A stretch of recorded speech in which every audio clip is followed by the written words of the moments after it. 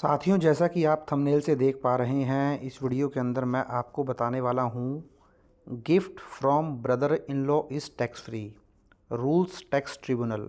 तो यहां पर मैं आपके साथ एक ऐसी केस स्टडी डिस्कस करने वाला हूं जिसमें आपको अगर कोई गिफ्ट आपको अपने रिलेटिव से मिलता है तो उस केस में किस तरह की राहत जो है दी गई है इस केस में इस पर्सन को, वो केस स्टडी जो है मैं आपके साथ डिस्कस करूँगा। तो देखिए, यहाँ पर ब्रदर इन लॉ मीन्स जीजा। जीजा ने अपने साले को जो है गिफ्ट दिया था मॉनेटरी फॉर्म में, बैंकिंग चैनल के मोड में, और उस अमाउंट को जो असेसिंग ऑफिसर है उसने उसके हाथ में इसको एज ए इनकम जो है ट्रीट करते हुए 80 लाख रुपए का एडिशन कर दिया था और उसके ऊपर हैवी टैक्स और पेनल्टी जो है वो लगा दिए थे। तो उसके बाद जो है वो ट्रिब्यूनल में गए, तो वहाँ पर देखिए किस तरीके से जो है ट्रिब्यूनल के द्वारा कुछ डिसीजन दिया गया और किन किन चीज़ों को ध्यान में रखते हुए जो है चीज़ें बताई गई हैं।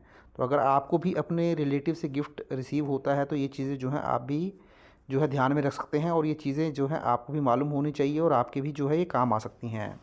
तो देखिए, सबसे पहले तो एक Kolkata tax court has recently ruled that a large gift from brother in law is completely exempt from income tax.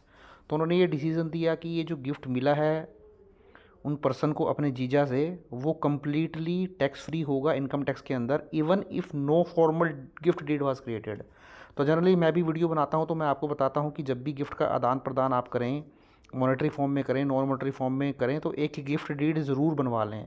क्योंकि गिफ्ट डीड अगर आप बनवा लेते हैं तो कहीं ना कहीं वो आपको सपोर्ट करता है, क्योंकि जब इनकम टैक्स डिपार्टमेंट में आपका केस लगता है तो वहाँ पर डिपार्टमेंट हमेशा गिफ्ट डीड की मांग भी करता है। तो इस केस में भी क्या हुआ, देखिए, डिपार्टमेंट ने क्लियरली ये कहा कि गिफ्ट डीड जो है वो नहीं बनाई गई है, इसलिए हम इसका एडिशन करते हैं। The income tax appellate tribunal, जिसको आप ITAT भी बोलते हैं, in Kolkata recently ordered in favour of person over ruling a decision by tax authorities to add ₹80 lakh to his taxable income. तो जो ट्रिब्यूनल है उसने जो असेसिंग ऑफिसर है, टैक्स अथॉरिटीज़ है, उनका जो डिसीजन था उसको ओवरटर्न कर दिया, और वो जो 80 लाख रुपए का एडिशन किया था उनकी इनकम में, जिसके ऊपर उन्होंने टैक्स लायबिलिटी वगैरह क्रिएट करवाई थी, उसको जो है ओवरटर्न करते हुए अपना डिसीजन सुनाया।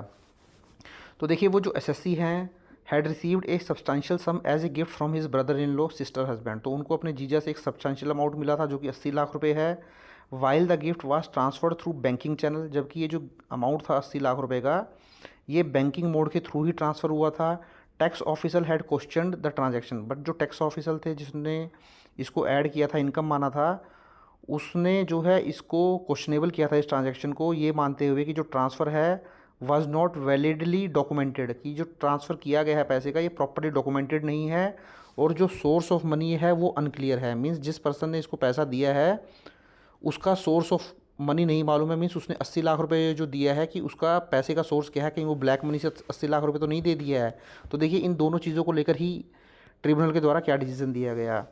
ए key point of contention the requirement was the requirement of formal gift deed. जो यहाँ पर एक मेन मुद्दा उठाया गया था वो ये रखा गया था कि फॉर्मल डीड होनी ज़रूरी है। Tax officer initially instated that because a proper deed was not made in India the gift could not be recognised as tax exempt. तो अगर डीड नहीं बनाई गई है इंडिया के अंदर तो उसको हम जो है टैक्स एग्जम्पशन नहीं दे सकते हैं इस ट्रांजैक्शन को। द ट्रिब्यूनल क्लैरिफाइड डैट, अब उसके बाद ट्रिब्यूनल ने देखिए क्या क्लैरिफाई किया, under the relevant section of income tax act section 56 subsection 2 clause 7 a sister husband is clearly defined as relative. तो जो सिस्टर का हस्बैंड है, जीजा है, वो रिलेटिव की डेफिनेशन में ही आता है, क्योंकि जब कोई भी गिफ्ट रिसीव होता है इनकम टैक्स के अंदर, जो पर्सन गिफ्ट दे रहा है, अगर आप चाहते हैं कि वो आपके हाथ में फुली टैक्स फ्री हो तो वो गिफ्ट की डेफिनेशन में आना चाहिए। तो रिलेटिव की एक लंबी चौड़ी लिस्ट है, इसके ऊपर भी ऑलरेडी मैंने डिटेल्ड वीडियो बनाया है कि इस रिलेटिव के डेफिनेशन में कौन कौन आते हैं, उस लिस्ट को भी आप एक बार देख सकते हैं। तो जो जीजा होता है और साला होता है वो भी रिलेटिव के डेफिनेशन में ही कवर होते हैं। तो gift received from any person on this defined list are therefore fully exempt. तो इसीलिए अगर उस लिस्ट में अगर इन पर्सन का नाम होगा, ये रिलेशनशिप उस रिलेटिव की डेफिनेशन में आता होगा, तो ज़रूर उससे मिलने वाला गिफ्ट जो है वो टैक्स एग्जाम्प्ट होना चाहिए। तो अब देखिए, यहाँ पर क्लियरली ट्रिब्यूनल के द्वारा बताया गया, the tribunal further said that for the purpose of this tax exemption the law does not require a formal gift. Tribunal ने साफ साफ ये बोल दिया है कि किसी भी तरीके की फॉर्मल गिफ्ट का होना ज़रूरी नहीं है। उसके बाद उन्होंने रीज़न भी दिया है, they noted that since the gift tax act is no longer in operation. तो जो गिफ्ट टैक्स एक्ट है वो अभी ऑपरेशन में ही नहीं है। The insistence on a formal deed for a gift from a relative is unnecessary. इसीलिए जब आप गिफ्ट डीड की डिमांड करते हैं तो वो अननेसेसरी है, उसकी ज़रूरत नहीं है। As per the tax code because the relationship was not disputed, relationship में किसी भी तरीके का डिस्प्यूट नहीं है, क्लियरली रिलेटिव की डेफिनेशन में कवर होते हैं जीजा साला। And the money was transferred विया बैंकिंग सिस्टम, और जो पैसा है वो भी बैंक के थ्रू ही आया है। The court ruled at the tax exemption must stand, इसलिए टैक्स एग्जम्पशन जो है वो मिलनी ही चाहिए, जो ये पैसा है वो टैक्स फ्री होना चाहिए। The court stated that any question about the original source of fund, अब देखिए यहाँ पर टैक्स अथॉरिटीज़ के द्वारा क्या किया गया था, ये भी बोला गया था कि जो सोर्स ऑफ फंड है हमें उसकी क्लैरिटी नहीं है कि ये पैसा जो दिया गया 80 लाख रुपए वो कहीं ऐसा तो नहीं है ब्लैक मनी से दे दिया है। तो the court stated that any question about the original source of the fund should be directed toward the giver, the brother in law, not the person who receive the gift. तो देखिए यहाँ पर भी clarity की गई tribunal के द्वारा कि अगर आपको ये क्वेश्चन उठाना है कि सोर्स ऑफ मनी क्या था, तो जो साला गिफ्ट रिसीव कर रहा है उसके ऊपर कोई भी इस तरीके का क्वेश्चन नहीं बनता है कि कहाँ से उसको पैसा मिला है।